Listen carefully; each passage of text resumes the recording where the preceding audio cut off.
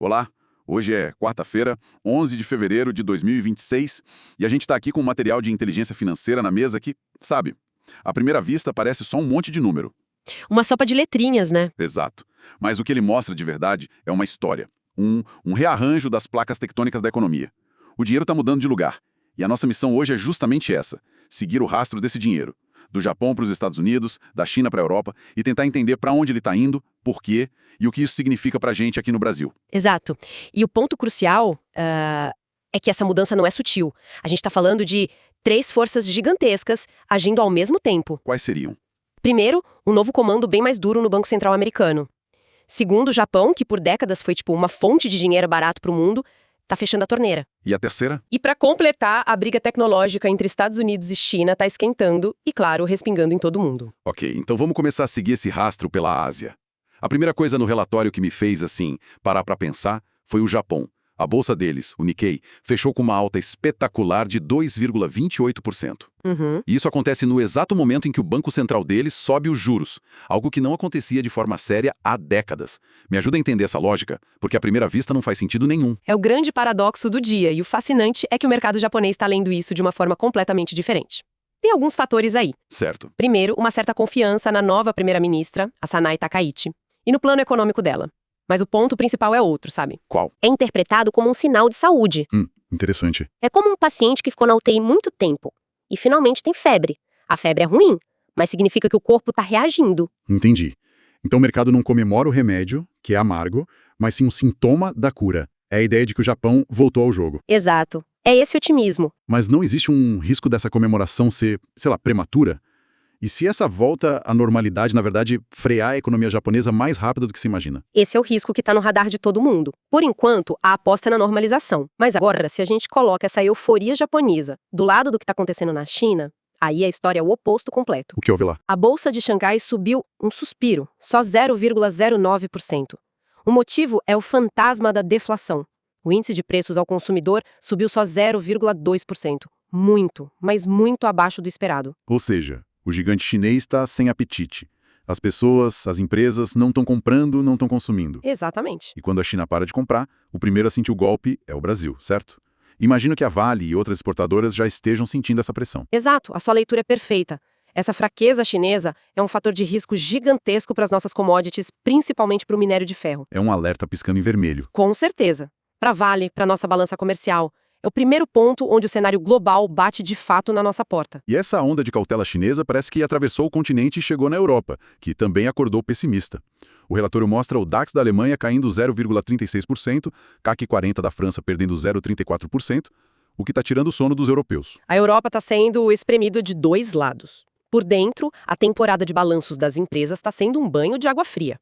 Um verdadeiro choque de realidade sobre as margens de lucro. Os custos subiram, o lucro caiu. Isso.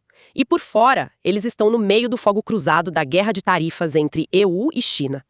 Uma indústria que depende tanto de exportação como a alemã sofre demais com isso. Então, se eu entendi bem, a Europa está presa numa sinuca de bico. Seus clientes, como a China, estão comprando menos e seus custos, por conta da inflação e das tarifas, não param de subir. É a tempestade perfeita para eles. A única exceção que a gente vê no mapa é o Reino Unido, com a Bolsa de Londres em leve alta de 0,33%. E por quê? Mas isso tem uma explicação mais técnica. O índice de lá tem mais empresas de energia e materiais, que são setores que, ironicamente, às vezes até se beneficiam dessa bagunça global de preços. Interessante, porque tanto a euforia no Japão quanto essa cautela na Europa são, no fundo, reações à mesma coisa: decisões dos bancos centrais. Exato. O que me parece o gancho perfeito para a gente falar dos maestros por trás dessa orquestra, começando pelo Federal Reserve, o BC americano. O relatório dá um destaque enorme para o novo presidente, Kevin Warsh, e descreve ele com uma palavra: hawk, um falcão. O que isso quer dizer na prática? Hawk, ou falcão, né, é o jargão do mercado para um banqueiro central que tem tolerância zero com a inflação. Certo. É alguém que prefere pecar pelo excesso de rigor, sabe? Mantendo os juros altos por mais tempo para garantir que os preços não saiam de controle. A prioridade máxima dele é a estabilidade, mesmo que isso custe um crescimento econômico mais lento. E a consequência disso? A consequência direta é o que o relatório mostra. Os juros dos títulos americanos de 10 anos, que são a referência para o mundo todo, estão estacionados num patamar elevado em 4,20%. E juros altos nos Estados Unidos funcionam como um aspirador de pó gigante para o dinheiro do mundo, né? Capital que poderia vir para mercados como o Brasil acaba sendo sugado para lá. Exatamente, é um imã. Para que correr o risco do Brasil se você pode ter um retorno bom e garantido no ativo mais seguro do planeta? Faz sentido. É por isso que o relatório também aponta o VIX, o famoso índice do medo, em 18,63%. Não é um nível de pânico, mas está longe de ser um mar de tranquilidade. Indica que o mercado está tenso, em alerta. E do falcão americano a gente volta para o Japão, onde a mudança é ainda mais profunda. O relatório usa uma expressão forte: fase histórica de normalização monetária. Porque essa alta de juros para 0,75%, que parece tão pequena, é um evento assim sísmico para o sistema financeiro. Porque isso encerra o que eu gosto de chamar de o almoço grátis da economia global. Gostei da expressão. Pensa assim, por décadas você podia pegar dinheiro emprestado no Japão sem pagar quase nada de juros e investir esse mesmo dinheiro no Brasil ou em outros países onde os juros eram altíssimos. Ganhando uma fortuna nessa diferença. Exato. O seu lucro era essa diferença gigantesca. O nome técnico disso é carry trade. E fundos de pensão, seguradoras, grandes investidores japoneses, todos fizeram isso em escala trilionária por anos. Uau. Era basicamente dinheiro de graça que irrigou o mundo todo. E agora? Agora o Japão começou a cobrar pelo almoço. Com os juros subindo em casa e com projeções de que podem chegar a 7%, todo aquele dinheiro está começando a fazer o caminho de volta. Uma repatriação de capital. Massiva. Um movimento massivo de repatriação de capital. Para a Bolsa Brasileira e para outros emergentes, isso é um enorme vento contrário. Aquela fonte de liquidez que ajudou a inflar o preço dos nossos ativos por anos está secando. Uma torneira de dinheiro que esteve aberta por décadas está começando a se fechar. Isso é uma mudança gigantesca. Gigantesca. E falando em mudanças tectônicas, isso nos leva ao terceiro grande tema do relatório, a geopolítica. A análise menciona a política americana de Tariff Floor, ou piso tarifário, e um tal de Project Vault. Esses nomes parecem saídos de um filme de espionagem. Eles não fazem muito esforço para disfarçar em Washington, né? Pois é. Mas por trás do nome cinematográfico, a estratégia é bem direta. Com esses projetos, o governo americano está basicamente dizendo: a China não vai mais ditar o preço de minerais críticos e terras raras. Ah, entendi. A partir de agora, quem manda no balcão e protege os produtores locais sou eu. É uma política industrial agressiva para garantir o controle sobre a cadeia de suprimentos de tecnologia, de chips a baterias. É uma declaração de guerra comercial focada nos insumos do futuro. E como a China reagiu a isso? A retaliação foi cirúrgica. Pequim não entrou em guerra de tarifas, simplesmente apertou as licenças de exportação desses mesmos minerais. Ou seja, eles controlam a oferta na fonte. O resultado disso é uma volatilidade absurda nos preços desses componentes, o que afeta diretamente as indústrias de tecnologia e energia verde. E para o Brasil, o efeito é duplo e complicado. Deixa eu tentar adivinhar. Por um lado, essa briga aumenta a aversão ao risco no mundo. E em momentos assim, todo mundo corre para onde? Para o dólar. Então o dólar se fortalece contra o real. Perfeito. E qual outro lado? O outro lado? Imagino que seja a inflação. Exato. Toda essa briga por insumos gera uma inflação de custos no mundo inteiro. E com a inflação global mais alta, os bancos centrais, como o Fed do Kevin Warsh, são forçados a manter os juros altos por mais tempo. O que, como a gente já viu, é ruim para o Brasil. É uma encruzilhada. Uma encruzilhada. Com todo esse cenário global turbulento, vamos finalmente trazer a lupa para dentro de casa. O relatório dedica uma boa parte aos nossos próprios furacões internos de 2026. E tem um dado que me chamou a atenção. A projeção da nossa dívida pública, a caminho de ultrapassar os 10 trilhões de reais, 80% do PIB. Sim, o risco fiscal continua sendo nosso calcanhar de Aquiles. E o relatório deixa claro que o mercado financeiro está extremamente cético com a capacidade do governo de cumprir as metas fiscais. Principalmente em ano eleitoral, né? Principalmente, é quando a torneira dos gastos costuma se abrir sem muito critério. Mas aí vem outro paradoxo, parecido com o do Japão. Apesar desse cenário fiscal preocupante, o relatório mostra o nosso real bastante resiliente, cotado a 5,20, com valorização de 4% no ano. O que explica essa força toda? A explicação é o nosso próprio almoço grátis, ou quase isso, o diferencial de juros. A nossa Selic. Exato. A nossa taxa Selic, mesmo em queda, ainda é muito maior que a taxa de juros americana. Essa diferença funciona como um prêmio de risco. O capital estrangeiro olha para o Brasil, vê o risco fiscal, mas vê também um retorno tão alto que acaba compensando o risco. Acaba compensando. É um dinheiro de curto prazo, mais especulativo, mas que ajuda a segurar o dólar. Mas o relatório alerta que essa resiliência pode ter prazo de validade, né? Exatamente, o alerta é claro. Conforme as eleições se aproximam, a incerteza política aumenta e pode chegar a um ponto em que o prêmio de risco dos juros já não seja mais suficiente. E aí a pressão no câmbio volta. Volta com tudo. A projeção do relatório, inclusive, é que essa pressão aumente no segundo semestre, levando o dólar para casa dos 5,60 no final do ano. Agora vamos olhar para o motor da nossa bolsa, as grandes empresas de commodities. Como fica o cenário para elas? Aqui a gente precisa separar o joio do trigo. porque as histórias são bem diferentes. Para o petróleo, o cenário é positivo.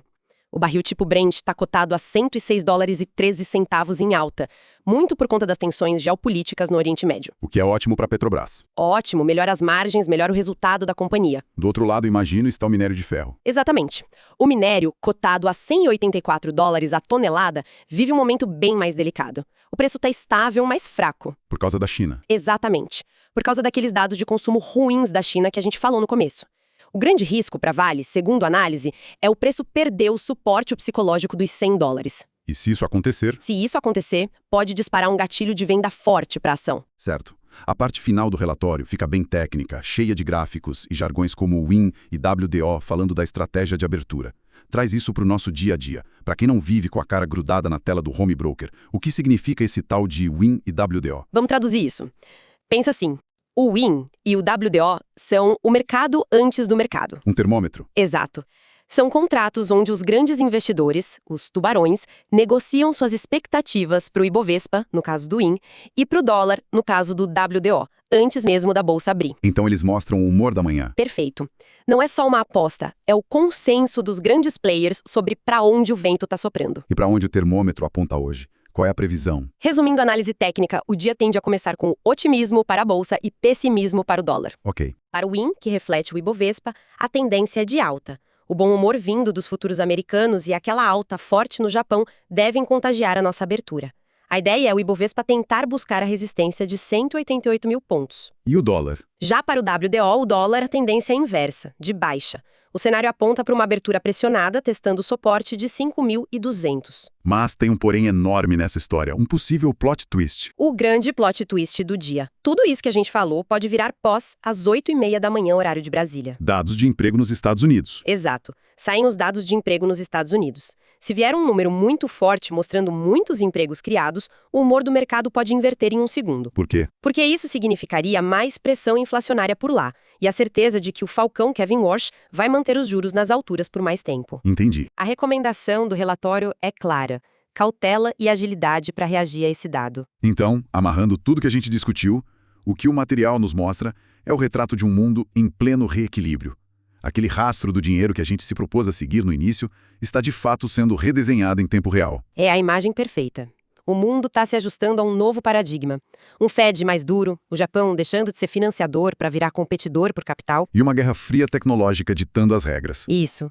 Para o Brasil, o desafio é duplo. Aprender a navegar nessas águas globais turbulentas, enquanto ao mesmo tempo tenta lidar com seus próprios e enormes desafios fiscais e políticos. É um quebra-cabeça de altíssima complexidade. Sem dúvida, e isso me leva a uma reflexão final com base justamente nesse tema da repatriação do capital japonês.